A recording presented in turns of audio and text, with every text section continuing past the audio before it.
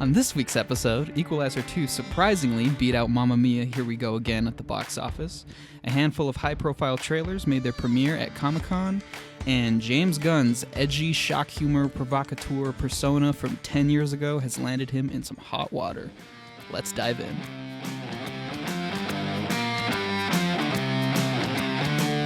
This is Off the Break Podcast, presented by Silver Screen Insider.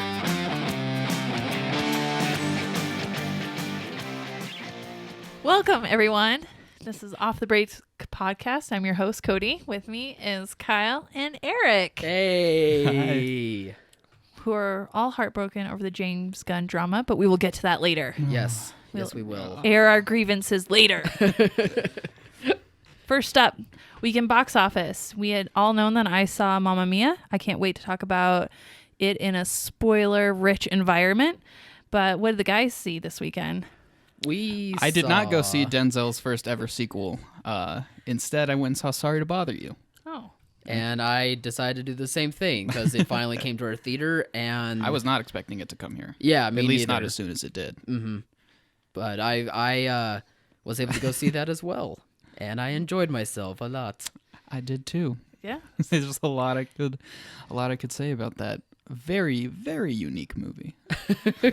Yeah, it's really hard to talk about this without like really diving deep into like what we saw out of Sorry to Bother You. Like, it's definitely like the most not only out there movie, but it's definitely like the most energy in a movie I think that I've seen this year, and that was really nice to have. It's definitely one of them. Yeah, and I mean there was just a lot of stuff going into it that was just really pleasant to see. Like, I loved the social commentary about social class and social rank, also as well as the social commentary on race in general, especially in that area, the area of Oakland. And I mean, while they did have those serious moments where it did address those, there was just a lot of moments that were just flat out funny and just flat out in your face, what the heck am I watching? And somehow it just ended up being like a perfect balance of all of these different ideas and different concepts coming together. Well, I agree with mostly everything that you said. Yeah. Everybody, I'm assuming, who went to see this movie's probably at least heard about how like you said, how out there or just kind of how absurd it is. And I mean, to be honest, it there's definitely kind of a surreal aspect to it for the majority of the movie, but Sure. then like 20 minutes from the end, Yes. then all of those things made sense to me. Yeah. I'm like, oh, okay. This is what people were talking about. Yeah, Okay. yeah. No, I really enjoyed the movie. I wasn't bored at all during it. Neither was I. I felt like, because this is Boots Riley's first movie, and it felt like an idea that he's been kind of sitting on or kind of mulling over in his mind for years. I think Yeah. he said he's been writing it for like 6 years. Mm. And I think over the course of that time, he just kept getting more and more ideas or more and more perspectives on the issues he was trying to comment on. And I think as a result, he decided to just find a way to cram them all into the movie instead of maybe trimming down some of the other things to make room for the others. It didn't feel overly stuffed, but it was getting at a lot. Yeah. It was getting at a lot, and as a result, I feel like some of the issues kind of were barely touched on, whereas others were. Oh, okay. I could tell kind of things from the very beginning that he probably spent more time on, but no, I really, really liked it. Okay. It was just you could tell that he'd been working on it for a long time, and maybe he overwrote it in places. Yeah, sure. When you explain it in that way, I can see. Yeah, what I mean, you it didn't take away from it. It was just afterwards when I was thinking over everything that I saw. mean, yeah. Everything that happened, Yeah. I'm like, okay. I forgot about that. Oh, yeah, that was in there too. Jeez, he talked about that too. Yeah, when I was making a review for it over on my YouTube channel, like there was not a lot that I could say just because like I didn't have enough time to mull it over, Yeah. and then mulling it over now, like there was definitely a lot more that I probably could have said, which probably could have led to some spoiler territory, so that's just a big question mark on there. But there's definitely like a lot that you'll think about after seeing this movie. Oh, yeah. Yeah. Definitely. Anyway, it's a worthwhile. It is a worthwhile watch. It's something you really should see. Do you think it'll stay in the top 10? Or is it like a maybe. flash in the pan, gone 1 week? No, I don't think it'll be gone that fast. I went with a friend, and we both kind of had the same reaction, and our immediate instinct was to go back to his place with his roommates who were there who didn't want to go because they have better things to do. But we just had to rant to them about like, okay, no, you gotta see this thing because there's not going to be another movie like this year, probably for a while. Yeah. So I'm hoping that a lot of people at the theater, because there's quite a bit of people at the theater at my showing. Yours, okay. I would like to think that a lot of those people did the same thing, and maybe a little bit of word of mouth will spread, and people will go check it out. Yeah, if I had to guess, I don't think it'll have the legs to stay put just because of some of the other releases will cause it to bump down out of the top 10. But I do hope that word of mouth is as powerful enough as like Hereditary's word of mouth or as Won't You Be My Neighbor's word of mouth really affected kind of smaller release films that, right. Compared to the scale of them, they last a pretty good amount of time. Yeah, exactly. So I hope that will happen, but if I had to guess, probably not. Well, I went and saw Mamma Mia. Yes. We touched on a little bit last week about it. Mm-hmm. Yes. I did let out that, Meryl the character Streep's dead. Donna is She's dead. super dead. Super dead, Kyle. She was dead. How do you just flat out decide to carry off a Meryl Streep character? Oh, like, Meryl Streep, you mean the main one from the first movie? Yeah, she's dead now. Yeah, like how do you it would be a great idea if we got rid of the best actress in the world that's in our movie. That will be a good idea. It just baffles me. I wonder if it was a scheduling thing with her. It probably was. Yeah. Or maybe she couldn't sing. Maybe she has an issue with her voice. She couldn't sing. Mm-hmm. Whatever the reason, though, I feel like they could have still had her alive and done the same. Maybe she's just off. The same Yeah, story. I mean, she's away. She's adventurous, isn't she? Shouldn't they just be like, oh, she's not on the island. She went to another island. Even though she had all these somewhere." adventures when she was this cool young hip bohemian, she didn't When see she was- everything she when wanted she was to Lily do. And now that James. she's maybe she's sick and she's dying, she knows that she's gonna die soon, and she's trying to squeeze every last little thing And then in. she comes back at the end when her daughter's pregnant and gets to like have all of that. and she experience. dies after she sees the birth of her. So wait, granddaughter. doesn't she come back as a ghost? She does How does like that- It's there's probably this- I'm imagining it's like a force ghost, but she's not blue and shimmery. It's supposed to be like just kind of her spirit is Yeah. channeled in their musical number. Yep. Sure. It Power is- of Abba. Yeah. it is her raise spirit's the kind of dead. there. Only her daughter's character, Amanda Seyfried's character, can see it, and they're more just singing this duet about like placing all your love into another person, like who you That's pretty pick, and it's beautiful. like a mother-daughter thing, and then the daughter goes and sings it to like her son, and Aw. so yeah, That's it's pretty like a beautiful. parent to a child. I can Okay. see that working. And it makes you want to bawl your eyes out at the end. But You Guess do, you do get to see in this movie, which is one of my favorite parts, is Alexander Skarsgård. No, Stellan. you just get to see him. Stellan your Skarsgård. favorite Sorry, part? Stellan. Oh, that makes way more sense. Yeah. Okay, yeah. Wait, no, There's we so thought many of we them thought that- that guy was Right. one of his sons, but it wasn't any of No, them. but Stellan Skarsgård in a fat suit, like super fat, and you're thinking like, oh my gosh, what happened to him? And turns out he has a twin brother. But I keep thinking about that part, and I just love it. I love Stellan Skarsgård. Yeah, his character's so good in that.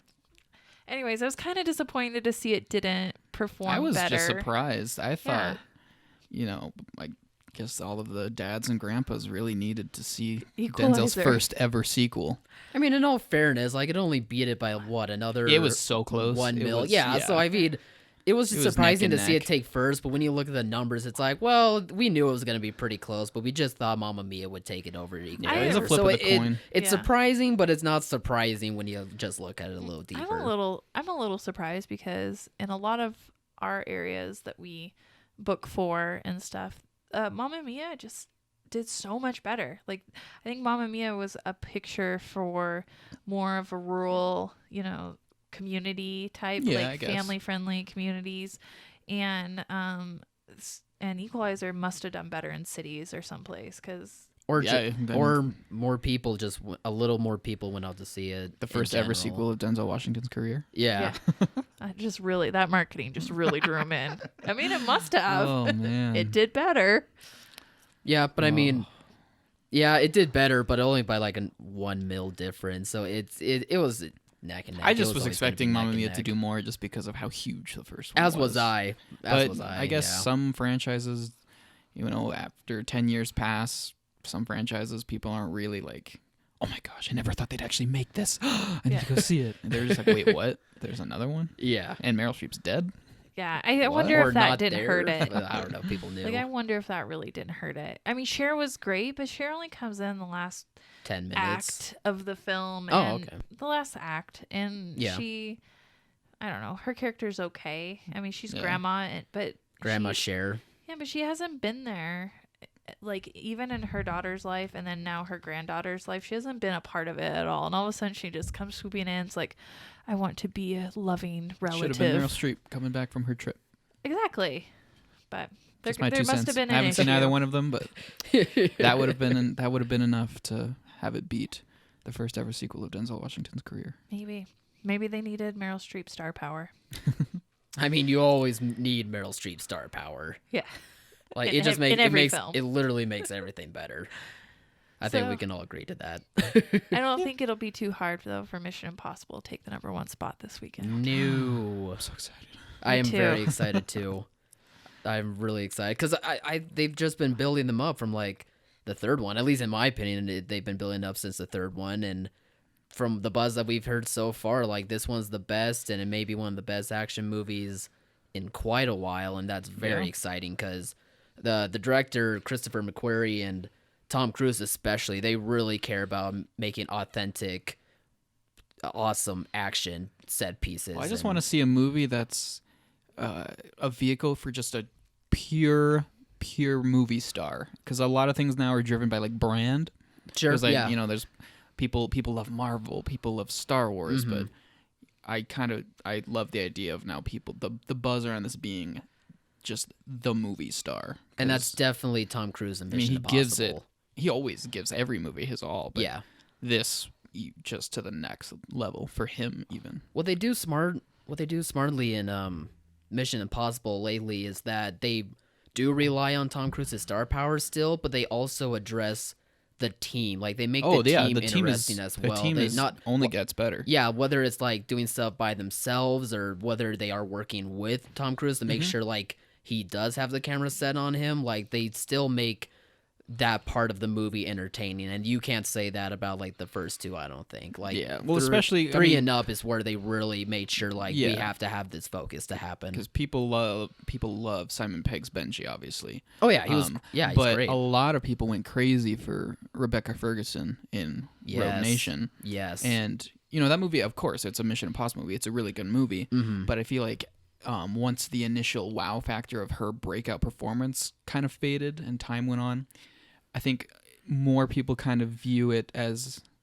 not necessarily worse, but maybe just not on the same level as Ghost Protocol. But now That's fair, yeah. she's coming back in Fallout, and Fallout's obviously amazing. So Rebecca From what Ferguson's we've probably heard. going to have even more. Yeah, from what we've heard. Yeah. Rebecca Ferguson's going to have even more time to shine. yeah, which is gonna be awesome because she's great. Oh yeah. No, so I'm really looking forward to that, and that'll be the #1 this weekend. I'm going to try and see the first early show there is. I've been seeing some of Me the too. We might all be there. I've been seeing some of the box office prediction numbers for it so far, and it seems low to me. Like I've seen it between like 30s to 50s. Do you guys Well, you think told that's me that. right? What did you ever figure out if that Ghost Protocol opening weekend thing was right? Because that's really low. Well, I saw that on what Eric's talking about is that I was curious about the box office opening weekend numbers for most of the Mission Impossible movies, so I went into Box Office Mojo. That's usually like the correct numbers that they give, and all of them were in reasonable amounts. I can't remember them exactly, but they were all reasonable amounts for those movies and how they opened. But for some reason, the fourth one opened way less in terms of dollars as well as theater openings. Like they said, like the opening weekend they had only 420 something theaters show that on the first weekend, and like Yeah, that because just of that, the doesn't seem right. number was like way low as compared to the rest of them. So Yeah. I haven't been able to find more about what happened there exactly, but I do trust Box Office Mojo with that kind of information, and so I feel like that must be correct. But I don't know what could have caused that kind of an opening. Like, it still made money. I don't know. People loved it. It was a critical success too. Yeah, So. and you saw in the next weeks, like, they raised the number of openings, the number of theaters, and Yeah. so it kept, like, the number of it kept spiking up for a couple of weeks, and that's how it was able to get its money. But I don't know what that anomaly was all about. Yeah, I don't know. That just seemed really strange to me because I've been reading Yeah. everywhere that Fallout could very well be the biggest opening in the franchise's history. Right. But then when you say that it's not tracking super high, I'm like, maybe the series as a whole just never really had huge openings. Or maybe I'm looking at it. yeah. Sorry to interrupt. No, that's fine. Oh, yeah. And I no, we think can- what it is they wanted a huge Christmas Day wide opening. Did it 'Cause- open? Oh, did during it come out Christmas? in Christmas? No, so Or what before they did, Christmas? it came out before Christmas, and I think Okay. they took the top markets, and then they blew Oh. it out on Christmas Day, as probably Oh, what. Okay, That yeah, makes I sense. guess that does make sense. I don't remember it being around Christmas time when I saw it, but I guess it was. I just didn't think about it in that angle. I just assumed like you would just open it and then Yeah. have it also come out at Christmas, open it in a few more theaters. But yeah, I mean, that seems like a weird method to do it. So I'm happy like these are now coming out during the summer and they can rely on Tom Cruise and the Yeah. name just to like sell it for them. But yeah, no, I'm Yeah, counting the it seconds. oddly opened on a Friday before Christmas, but Yeah. only in like 400 theaters. And It then- was for yeah, it Yeah. was That's- 400. Yeah, that's strange. and then it blew out the next week, which was the 23rd, Yeah. which is right before Christmas. Mm-hmm. So it must have been something to do with having that I holiday guess. opening. Yeah, And probably. I'm not really sure. I'd have to look at the weekend what they went up against that weekend, but there's probably their opening weekend. So there's probably wanting to get a jump on it. Yeah, maybe that was it. I can't remember what else opened. That was so many years ago that I don't remember. Yeah, but they don't do like they're not huge Mm-hmm. openers. They're just overall steady performers. Yeah, which I mean that'll be fine for that franchise anyway. Like I wasn't exactly predicting like over 100 mil for this, but Yeah. I don't know. For some reason, just the numbers I've been seeing so far have been kind of interesting. I thought I think would it'll do be a good. little It'll better. have some good staying power though. Like Yeah, Fury Road when that came out, it wasn't huge when it came out, but it was just staying such power on it. such a powerful movie that people couldn't stop talking about and recommending. That, Yeah. It was kind of, in many ways, it was the movie of the summer. Mm. We've been talking about this because this is now a 6-picture franchise, and we were talking earlier as a group. We kind of decided the second one was probably the worst out of all of them. Yeah, it's definitely the dark is. horse. It has the highest opening out of all the ones so Does far, it really? or the highest overall lifetime domestic gross. People were just crazy about that John Woo early 2000s. Just It And also actually does have the craziness. highest opening as well. That makes a little bit of sense because it's a sequel to like the first successful one, and people probably want to Yeah. go back to it right away. So The third one, is the lowest. And that's a then- bummer. I can really see that like probably because one. people maybe were like, "Wait, this is the sequel to Mission Impossible 2. That movie's kind of lame." Well, also like it was such a huge gap as well. It came out in like 2006. There's been a pretty large gap between all of them, really. I think Yeah. Rogue Nation between Rogue Nation and Fallout's the shortest it's been. It's like 3 years. So the Probably. first Mission Impossible came out in 96, 96. right? Yeah. Number 2 came out in 2000. Yeah, that was about right. And in 2006. Number 3 is 2006. Yep. That was And the then largest gap. Ghost Protocol was 2011. Yeah. And Then- Rogue Nation is 2015, and so this is actually the shortest time between Yeah, so films. that was correct. I know my Mission Impossible trivia. And I think if this one is as successful as like 4 and 5, then they're gonna. It's the amount of time between like 6 and 7 is gonna be about the same. Like I don't see it doing like a Yeah, 6-year gap. If It'll it's be as interesting to see. I just successful. feel like I've been just so excited for this movie for so long, and I've rewatched that first trailer. It's so such a many good trailer. times. It's one of the best of the year, I think. Oh. Like, Oh. It's such great action in it, and the music just works well yeah. with the tone that they're setting up. It's just an awesome trailer. I'm really looking forward to this one Yep. too. So we'll have to bring you what our spoiler-free thoughts are on Friday Yes, this week. And then we'll probably rant and rave about it probably. next week. Yep. Probably. So this last weekend we had Comic-Con. Yes. And Woohoo! while the staff here at Silver Screen Insider were off duty over the weekend, we still were kind of dialing into what was going on. Yeah. I think at that's stuff I that. would look up anyways.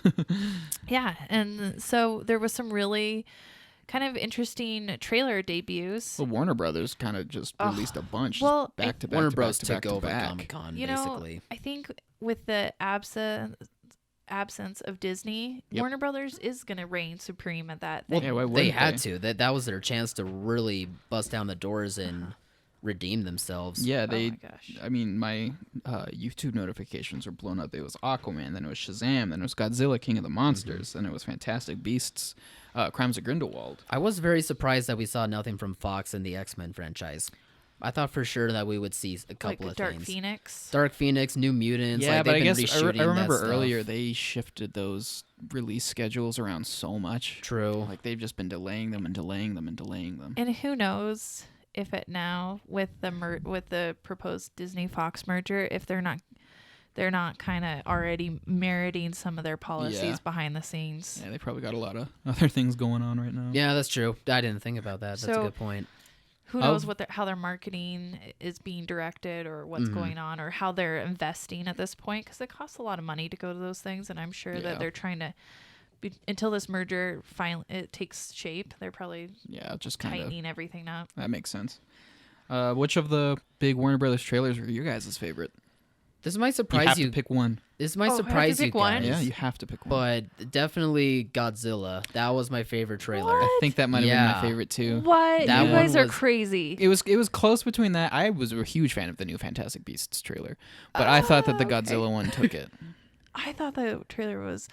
The images were so good in it. Like visually, what I was seeing was great. Yeah. That music though Oh, I loved it. was terrible. No, I really? wanted I thought it was worked great. very well for the really, tone that they were I doing. So hated psyched. it. I was like, why am I listening to the like?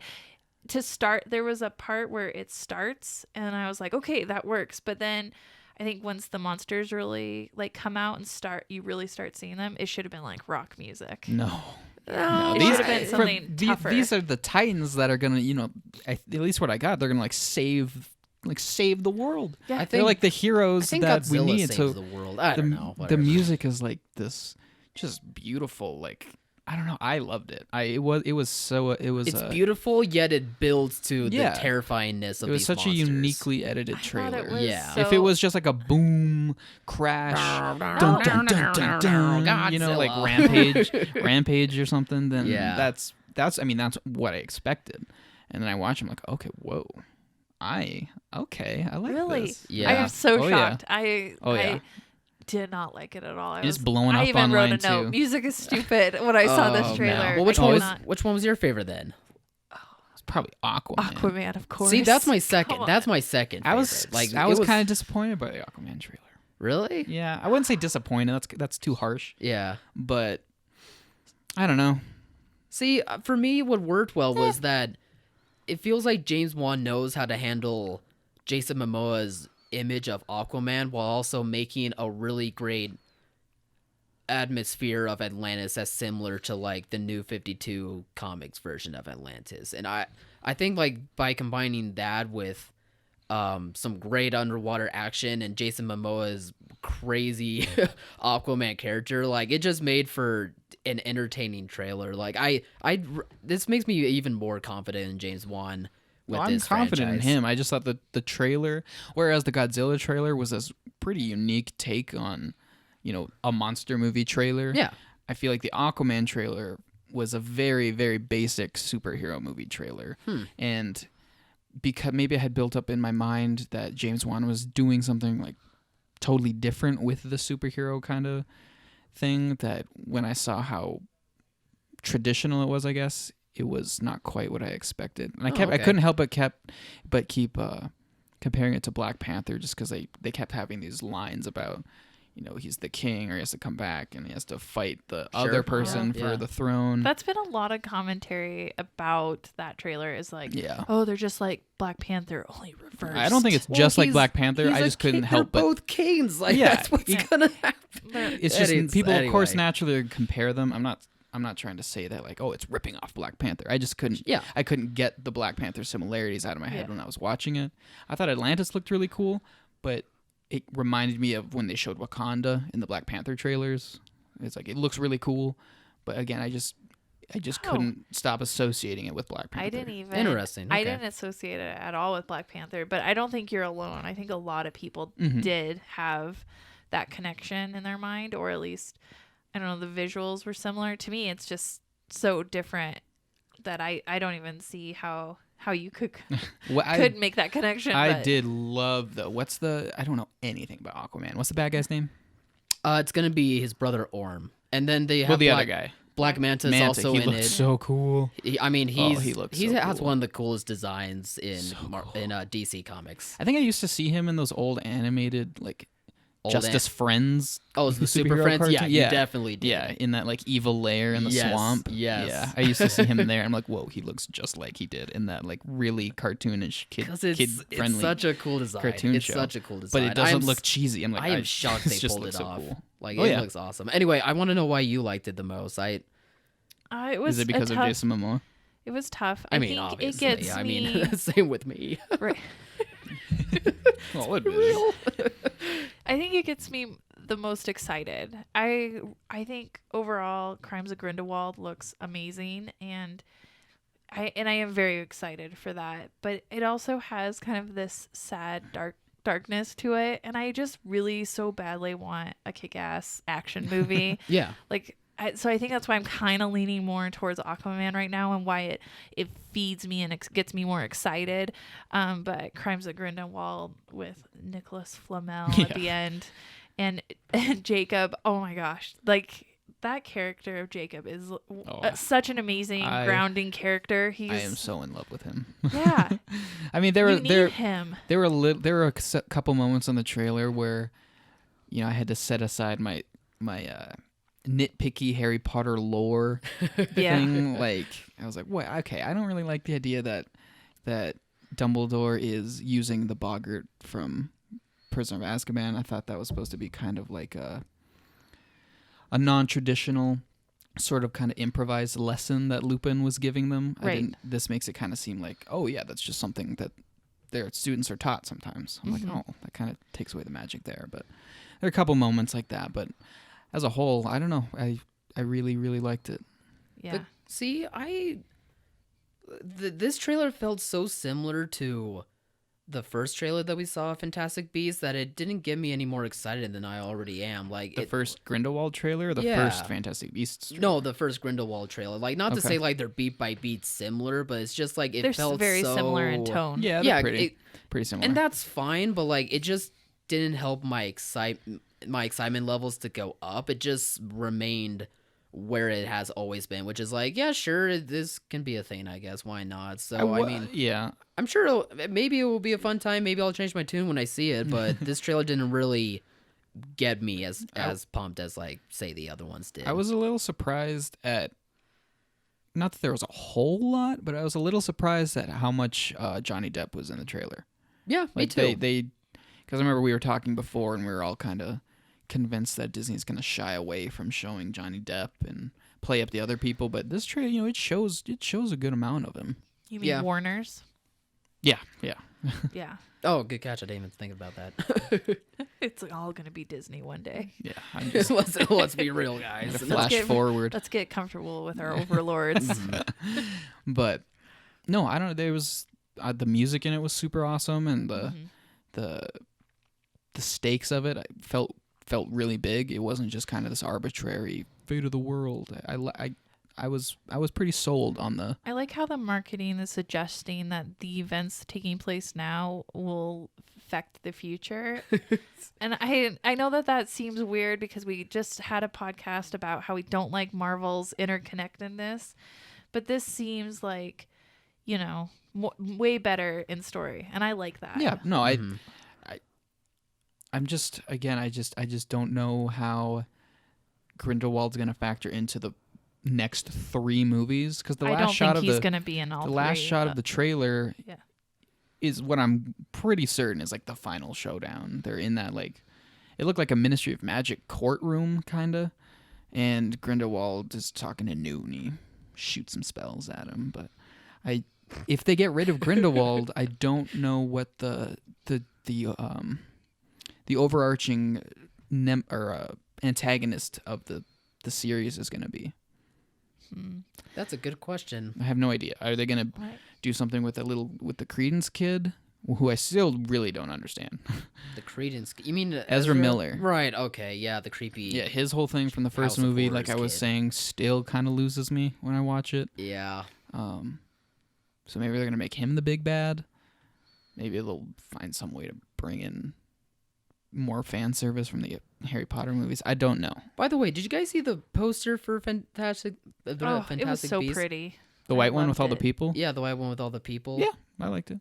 It's okay. Oh, I didn't What like do you it mean the much. white one with all the people? Not the one with was like gold, like gilded, like the Gilded Age, where the snake running through the border and all the people were in. The Comic-Con poster? No, not that one. I love this that is like one.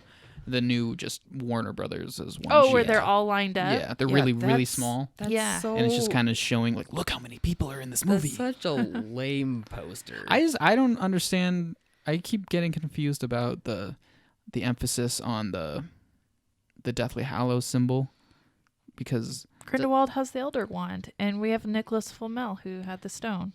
yeah, I know, but it's I think it's this just a is- way it to was help introduced. people be like they were Harry introduced Potter. so late in the core Harry Potter series, but now these movies are trying to make it seem like, you know, this is the symbol of Harry Potter, and I don't really think that.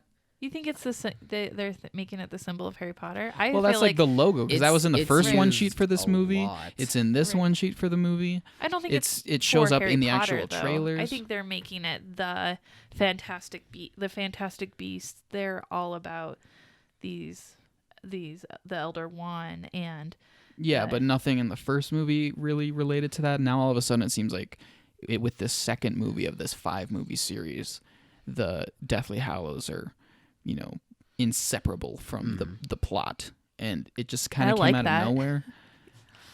Yes, it shows a shot of the Elder Wand and Nicholas Flamel's in there, Right. but I don't know. I think it's mostly about Newt and his friends, and now young Dumbledore. And I just don't know how those other things are going to factor in, and if they I do, if feel it's going to be like- significant enough to I justify feel like it. they're taking Harry Potter and making it a world-building adventure similar to Lord of the Rings, where you have Frodo Baggins' epic quest to take the ring back, and that's what you're introduced to in the beginning of the cinema experience, right? I'm not talking about the books, but just the cinema Yeah. experience. Oh, That's you're what talking about like before it branches off the storylines, right. So he has this epic quest, and there's 3 movies, and you're dedicated to that, and you know, and I think that's similar to what like Harry Potter is.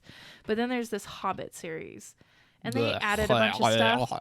And it's not great, but It's you terrible. can see where characters are formed and decisions are made, and there are, you know, consequences for those things that travel into the next series. Yeah, and no, I feel I like see what you're that's what they're saying. trying to do with these Fantastic Beasts, are just because the ring exists in both those, and you Yeah, don't I mind, know, I and know. the ring is even less important on Hobbit, more important in the other one, and I think this is just maybe like the reverse.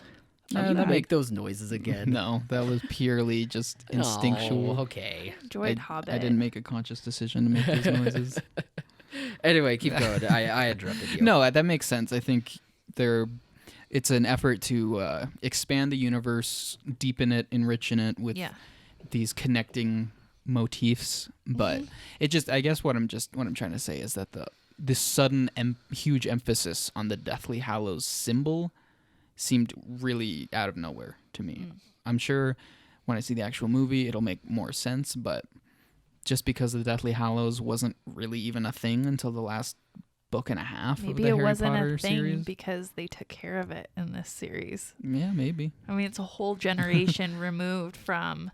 I just From thought what that the happens in Deathly Harry Hallows Potter. symbol was tied to the tale of the 3 brothers, and that was just kind of it. I Maybe didn't that's think where that they it was this huge, like myth that has persisted for. Well, if you think about it, centuries. when we get it in Harry Potter, we do get introduced to it by the account of the brothers, you know? Mm-hmm.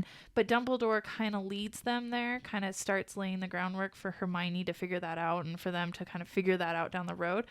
Yeah. So obviously Dumbledore's been involved from the beginning, and maybe he thought that once he took care of Grindelwald that it was done and that stuff was gone forever, and then it rears back up and he's like, oh my gosh, but now he's an old man and it's different. No, I guess now that I think about it, it makes a little bit more sense, because the whole kind of idea of the Deathly Hallows was that they were just a representation of, you know, like they say, being master of death, being more powerful than death. So if that's going to be like a huge theme going forward with the Fantastic Beasts movie, I can see how that would work. But then I feel like it just gets even more confusing, because Grindelwald is built up as this big bad who, I mean, to me right now, it just seems like a dumber looking Voldemort. And if he goes away in this movie, like it seems like he will, then what's going to be who's going to take up that Master of Death theme? I just thought, what if the tale that the kids grow up with in Harry Potter, the three brothers tale, was written because of the events of what happened here, of the three things coming together, and that they make it a tale because all tales have a bit of truth to them. They're all cautionary. Yeah. That's how fairy tales get started. And so what if it just, in your mind, you think this fairy tale is hundreds of years old. Maybe it's only a generation old. Yeah. And we just don't realize that, because that could be cool. Our assumptions is that it's that old. I just hope that this one is more focused than the first one. Like it introduces the main things about the story at the beginning and then just follows through on them, instead of just adding more and more. Oh, I have and a more feeling it's going plot to add points. so many more. Yeah, I mean, there's a difference between raising questions and just bringing up subplot after subplot that really I think they can't. I think it's going to happen because they have so many new cast members, and they all come with their own baggage. And I think that's just kind of J.K. ton. Rowling's style, because you know she's used to writing these books that eventually got really long. Yeah. But with a screenplay, you got like 120 pages. Right. You which gotta is cut it down. Not even half the length of the first Harry Potter book, which is not very long. So I think she's just like, wait, how does that? This is totally different from writing novels. Yeah. Oh well, I'm just gonna throw in all my cool ideas. Oh, Kind of well, like the I'm J.J. Abrams, Rowling. kind of like the J.J. Abrams mystery box thing, but just to the extreme. Like instead of just throwing a bunch of stuff in there and then letting them play out, she's just throwing stuff in constantly I until always it's kind over. of wish these movies would have been books. Like, Yeah. I really like the idea of savoring a book with all of the details first and then getting the movie afterwards. So, what other trailers? Oh yeah, the Shazam trailer. Yeah. I actually weirdly really really liked the Shazam trailer. Me too. I liked it more than the Aquaman trailer. No, that's fair. What I liked about the Shazam trailer was that it showcased how weird this superhero is and this concept. I mean, it's basically a teenage boy turns into a man with godlike powers, like literally from the gods. Like that alone is just well, like they said a weird in long time itself, ago, and I love the humor that they showed to prove that. Like they said a long time ago, it's like Big with Tom Hanks, just with a superhero, and literally feels like that. That's totally the vibe I got, and I loved it. I loved how I forget Zachary Levi. Yeah. I loved his performance in that trailer. He's just kind of like, what is going on? But you can also tell he's like, this is really cool. What I was very surprised by too is that they barely showed any action. Like it was all comedy, and I was totally okay with that with the first trailer, because we saw what this character is gonna look like. We saw what this character is gonna act like. We get the tone of what this movie is, and if you're gonna release a trailer like this early without like having too much post-production put into it, like this is the way to go, and I thought that was a very smart move. I kind of hope that most of the movie is like that. I don't know anything about Shazam. I don't know his villains. I don't know what kind of trouble he gets into, but I would love a movie where like the most dramatic thing that happens is he saves a cat from a tree. I mean, I think there's gonna be like a final act where it's like, you know, the same type of thing that came from like Wonder Woman, like it's just gonna have like the big final action set piece that we get like that. I won't be surprised if that happens, but if the majority of the movie is what I saw from the trailer, then I'm definitely on It board. said it was a teaser trailer. That was like a really long teaser I trailer. mean, it's also Comic-Con, so they always like push their time limit True. for trailers a lot more. I was kind of surprised that the footage I saw at CinemaCon back in was it April different? was different. Ooh. There was a Okay. little bit of the convenience store, but there was more, and now I can't remember all the details. So I was really surprised by some of the things we saw in this trailer that I hadn't seen before, and I did appreciate the comedy and stuff. I'm just really trying to get behind the concept of. But that is the thing. It's Like really this, hard. I'm just not. I'm having a hard time, but I like that it's funny. That's getting me there more. yeah, and I think that's really gonna help. Is like people are gonna be like, "This is a weird concept," and everyone, like the cast and the directors, like, "We know this is a weird concept. That's why Yeah. it's funny." That's why we didn't even shy away from the very dated looking Yeah. superhero costume. I mean, I remember back when they were in pre-production and even shooting the film, like the director did so much stuff on social media to where he was making fun of Shazam. Like he made like fake scripts that like made fun of like everything about the character. Like he showed like concept art, which was like looked like a kid drew it with a crayon, and like he just had so much fun with this. And I think that infection of like that excitement of it like spread to everyone else, and you can just feel like they No, they know did a what good they job have. of kind of getting people in on the inherent kind of cheesiness of it. On the And now that joke, people yeah. know what to expect, they're like, okay, well now I know how to approach this. Yeah,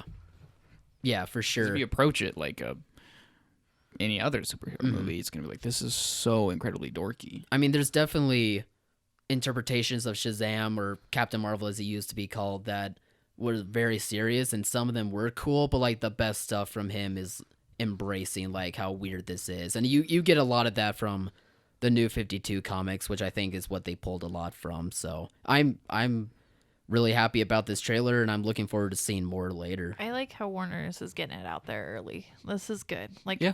create, build up, and Right. There's a lot of things to look forward to now. yeah. And then the final kind of trailer that is the anti-superhero trailer was Glass. I liked it. And I saw a little bit more footage of this at CinemaCon that really shows them interacting more in the mental institution, and Yeah.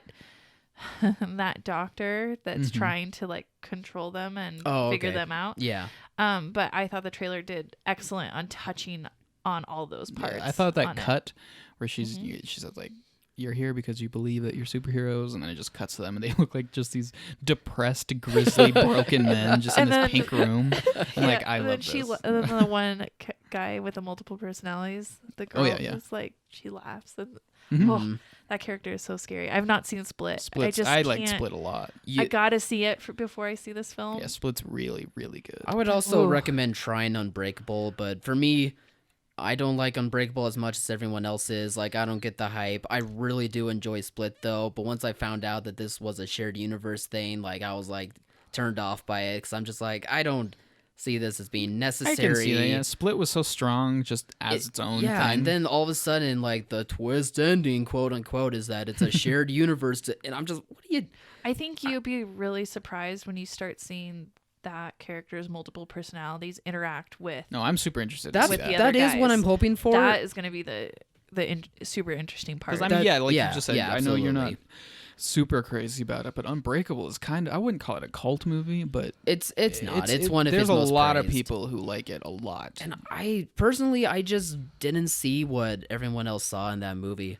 I just I'm gonna have to rewatch it because I saw it Yeah. relatively close to when it came out, and I can't really remember it that well. Yeah, we that's should fair. all rewatch them and have a discussion before Glass comes out. Oh, for because I sure. need to see both. Yeah. And I just acquaint myself I with just these was able to characters catch now. Unbreakable a couple of days ago, so like my thoughts are fresh on it. And I just don't get it. I don't know. Maybe it's just me. Like if everyone else likes it and I don't, it's probably just me. But I just don't get it. Split though is awesome. Split's Split I super really awesome. enjoyed.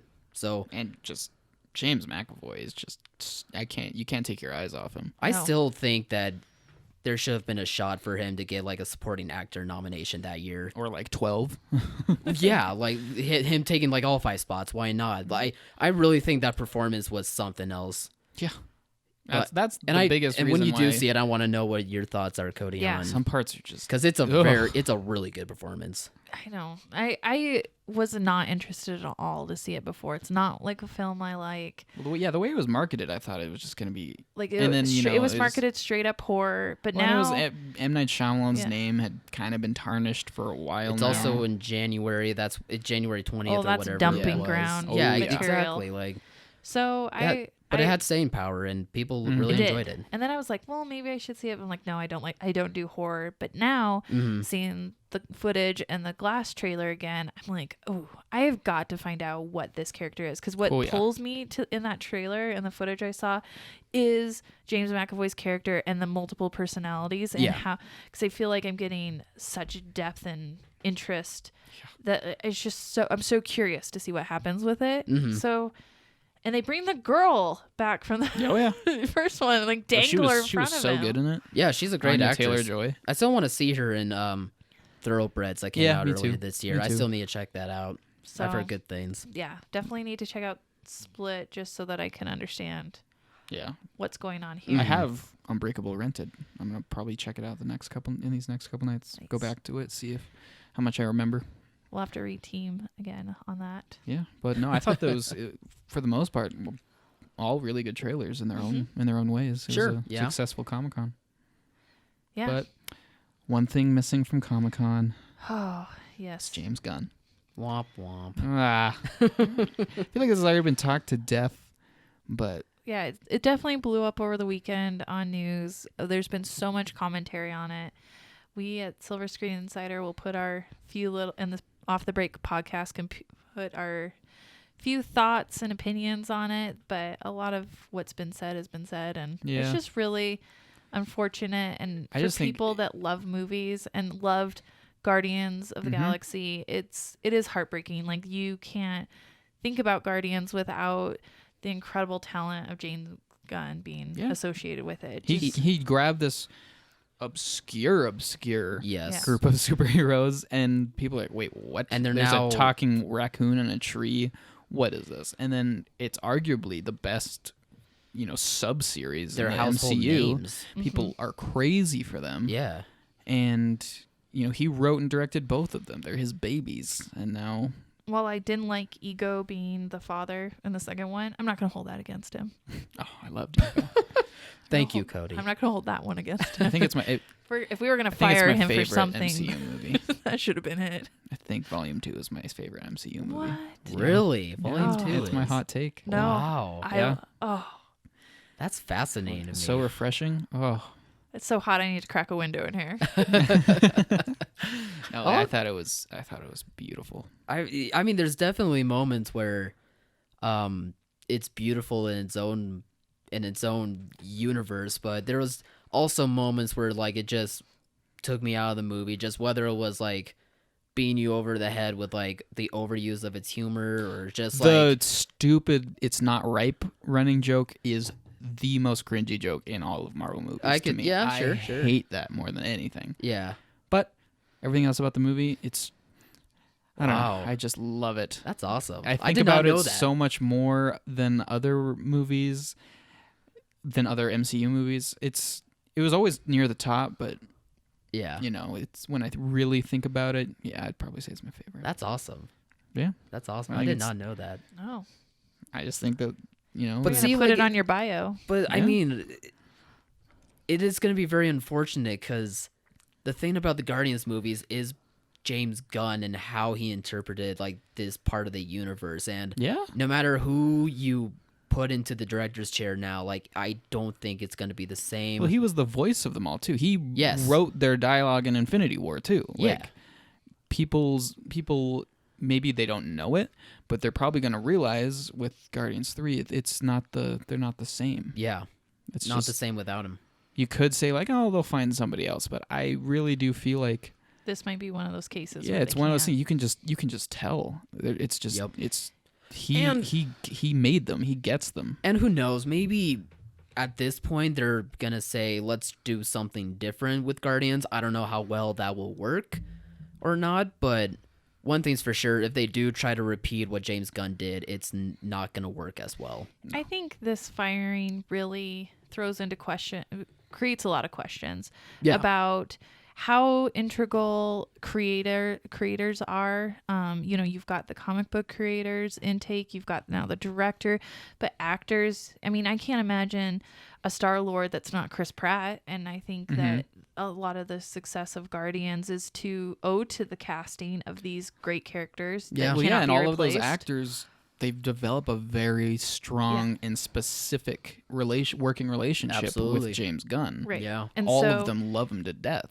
So you have a director that is a writer as well, that is so plugged in and tuned in and integral to creating these stories. You have him being able to work with actors he handpicked to be in these roles because he had a vision, and you're taking that like huge cog of the wheel out. Yeah. And when you even have the comic book creators saying, no, this is a bad idea, this guy got it, then, you have to really rethink what it is you were trying to do. And I get Disney is not trying to be hypocritical. They have other companies Even though they are being with hypocritical. with other talent that has done similar things with their social media, most notably Roseanne, and that's what everybody is comparing it to. Yeah. And ABC is owned by Disney, so it's still all the same company. It's still the same company's reactions, and they want to be corporate and have a process for these things, so they're never questioned by them. But obviously, somebody somewhere needs to look at this and go, "Hey, what are we doing here? What is the offense of this? Is this person justified in removing this person? Are we justified in removing this person, or are we acting too hastily in either of these situations?" And I think that needed to be done with Roseanne. I also feel that her firing was done so quickly and without a thought to how it was going to affect crew and other members. Exactly. And that's not fair. And now you've got the same thing where it's just so quickly pulled the trigger on cutting ties with somebody rather than having somebody go in and say, can we rationally think about this and justify can we sit our down actions? and talk? Let's figure out how we're going to address this, how we're going to move forward with this. Like, I feel like it would have been easy to at least have Disney meet with James Gunn, give him the opportunity to, which I'm sure they kind of did, but Maybe. Maybe. It's a very big maybe. It was so quick. And I don't know. I just feel like there was so many better ways they could have gone about addressing this whole thing. They could have made all of those meetings public. They could have said, all right, here we go. President of Disney sitting down with a director whose jokes in the past do not align with our current philosophy, and or he his could've- or the right. directors for that matter. Right. And Like he he's could have addressed that he's not like that anymore. No, he's obviously not. And he never hasn't was. been He for a never long was time. as gross as like his tweets and his jokes suggested. Like it was just how he was. When you have to take into account at that time, he was more or less kind of the face of a very, very niche underground kind of alternative, provocative film studio. Yes. They make very specific films, and if you've seen any of his early work, you wouldn't be surprised at the kind of tweets he made.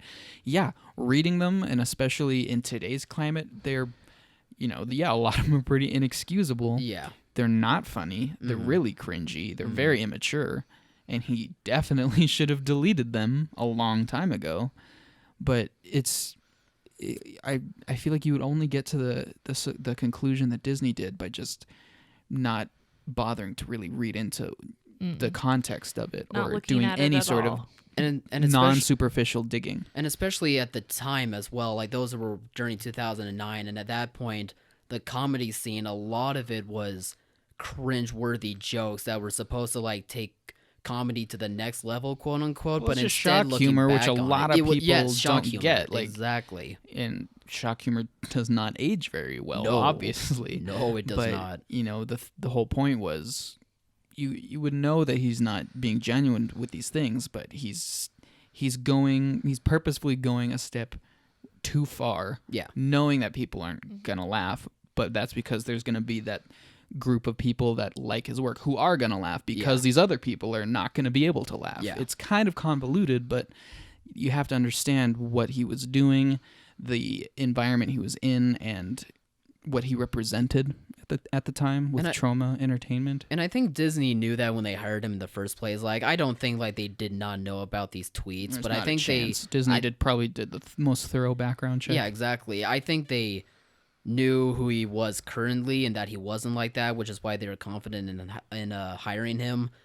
And yeah, I do believe that they were being very hasty in firing him, but at the same time, I don't blame them that much. Like, it's frustrating that they did it, but for their own public image and for what they want to represent, like they probably felt like there was going to be a huge backlash, and they had to make that decision. And I just think in general it's a no-win situation. Like, I understand both sides. It's just a bummer in general. Well, I like, think it really either is. you have this corporate culture that Disney is purporting that they have, that these are our values, Yeah. and you have those, and you don't hire people. You don't hire them in the first place if there was something there, or a bad joke or a distasteful joke in their past.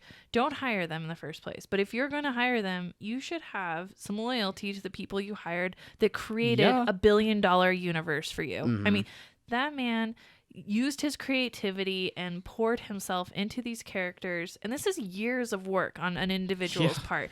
And this company is received billions of dollars in revenue from his creativity and from others' creativity, and then to turn their back on somebody and say like, oh, you don't align with our corporate culture. I mean, it's just a zero tolerance thing that doesn't work. All they could have done was pushed his movie back. They could have gone on a tour of, a speaking engagement. We don't talk like this. Like, make it a teachable moment. Make it something where he is sorry and they use him for it. Say, okay, at Disney, this is our corporate philosophy. And if you want to be a part of the Disney family, we're going to make sure you're a good person. You're going to follow our rules. That's the thing. Like, if James Gunn was still a crummy person and was still doing that stuff, then you fire him. But you really nailed it on the head by saying, like, we know that he is a good person. We're going to show you that he's still a good person. Their decision, and that's the key to it all. Their and decision, that's what's frustrating. Whether they meant it to or not, the message that their decision is sending to a lot of people is that Disney isn't willing to believe that people can change for the better, or that people can grow up. Yes, he was like in his 40s when he made all of those jokes. So it's like, come on, dude, what are you doing? you make those jokes when you're like 14, not 40. Yeah. But setting that aside, anybody can tell that everyone who's worked with him, everybody who just is friends with him or family with him. If you follow him on social media currently, he was very open on his Facebook page. It was him directly interacting with people. Yeah. And he never once messed up. He never once said inappropriately something to somebody directly. And he directly talked to fans and never once overstepped the line when he did that. Yeah, absolutely. He, gets this gig at Disney until now, nothing, setting aside personal politics that some people like to blow out of proportion to. Everybody in Hollywood does that. Who cares? Set that aside.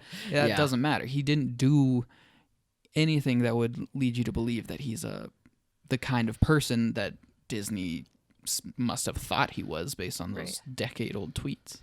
Well, and even like in the case of Roseanne, if somebody thinks you're that kind of person and it's not just a joke, there should have been a time period where they addressed it with her. They gave her an opportunity to rectify the situation on her own. They just don't like this idea that you get abandoned and fired right away. And that the studio just caves to this Twitter pressure. Yeah. And for trolls. That's it. And there's no discussion, and there's no way to evaluate this in society and make it something better than it is. It just is what it is, and it's done. End of discussion. All that's going to do is just, going back to kind of what I said a little bit ago, instead of showing people that you can be better, you can grow into a more mature, compassionate human being, you're just gonna make people scared to ever do anything, because it's one strike and boom, you're just gone.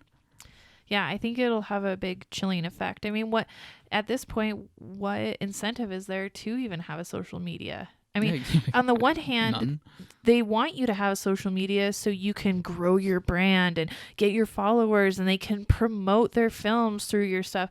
But on the other, they want it so generic and that you can never say anything bad, even at one point, no slip ups at all.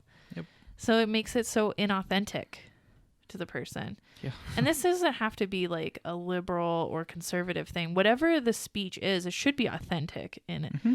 And you should give the person opportunity to, if it's found to have overstepped the line, say sorry and rectify the situation. Yeah. I mean, that's what you teach kids. You know, Yeah. you don't just put them in the corner and leave them forever. You go, they apologize, and they try to make right the situation they wronged. Yes. And then you forgive them and you trust that they've learned their lesson. Yeah, and until they do it again. And then maybe that's what Disney should have done. Said, okay, James Gunn, from this point on, you're on a 3-strike system, and 3 strikes, and you're done. And there's not going to be any more like help you at all. And maybe that's how people have to live by. But at least give them the chance to get on the 3-strike system. Just imagine Disney as like this kindergarten teacher wearing those Mickey Mouse ear hats, and James Gunn's like sitting in those little plastic chairs. You can't mess up again. Now, James, you can't be going around making jokes about rape and pedophilia anymore. That's not appropriate. Like, yes, I'm sorry. Yeah, he has to sit in like some cushioned room with like a straitjacket on. Yeah, that lesson's about as family friendly as you can get. You would think Disney would be right on top of that. And why didn't they use it to say, oh, look at James Gunn. He was so provocative before he came to Disney, and now look at how wholesome he is. Our corporate values transcended this That's guy. What I'm just saying, there's so many different ways they could have taken this, and it's all been good. I think they saw some backlash of those tweets, and they were like, "This isn't gonna." Well, that's look absolutely good what at all. happened. There's like, Yeah. oh, geez, now one of our guys is getting attacked by Twitter. The The precedent has already been set that once that happens, you get rid of them. So they're like, oh, that's just what you do. I don't think this is gonna hurt James Gunn's career, though. I think he still is able to find work. I think some people Probably smaller stuff. I mean- Disney's severed ties with them completely, and Disney's soon going to be. I mean, even smaller be- stuff he's able to be handle all just end all. fine. Like, it's not new to him. So if it's smaller stuff for that's a little while, he's gonna be okay.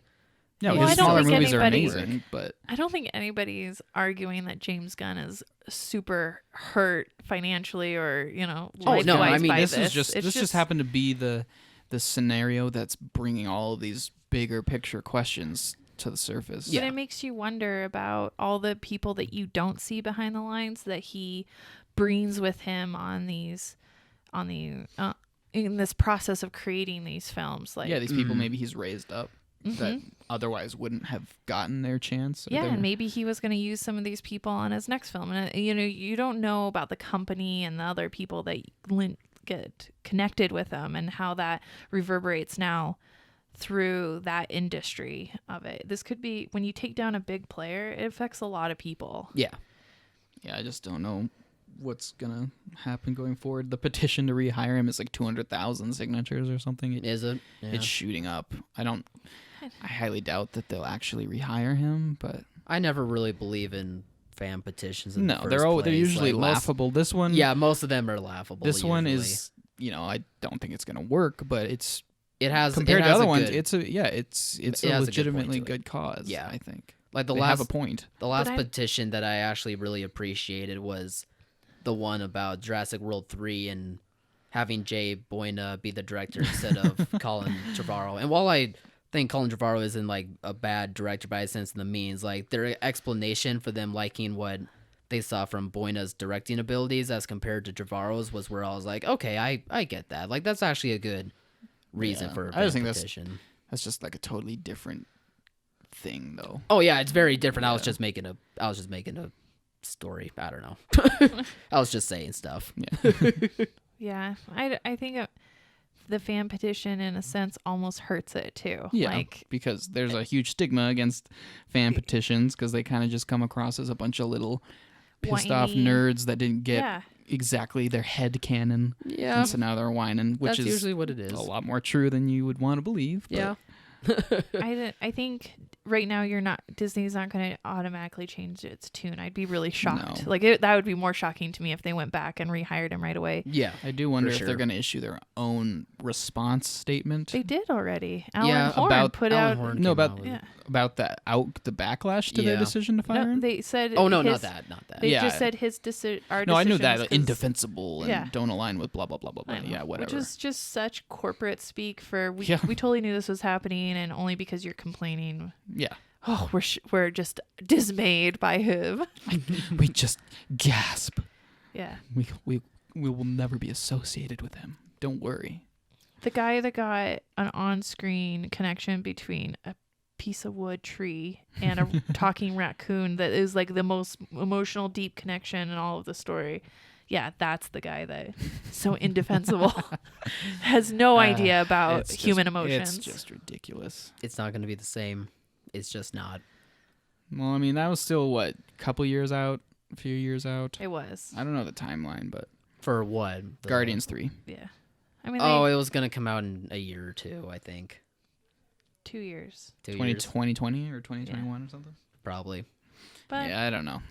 I'm gonna we'll keep see. watching the story, but I don't know. At this point, it's just exhausting. I also kind of wonder about the timing of it all with him ready to announce another film franchise with a competing studio. Yeah. Not like you're not allowed to go out and work for other people, but Yeah.